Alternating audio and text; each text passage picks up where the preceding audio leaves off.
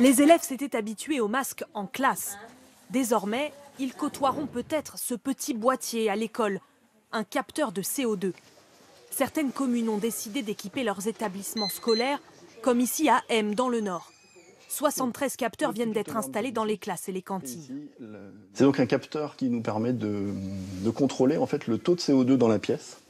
Vous remarquez que c'est un capteur grand public. Ce qui est intéressant pour nous, c'est qu'il a un petit smiley qui est là. Et donc les enfants vont pouvoir regarder ce smiley et savoir ce qui se passe. Le petit smiley sourit, c'est que tout va bien. Ce petit smiley ne sourit plus ou avait un petit visage un peu désagréable. C'est qu'on a une problématique sur le taux de CO2. Si le taux de CO2 dépasse 800 ppm dans la pièce, il faut renouveler l'air, ouvrir les fenêtres, créer des courants d'air.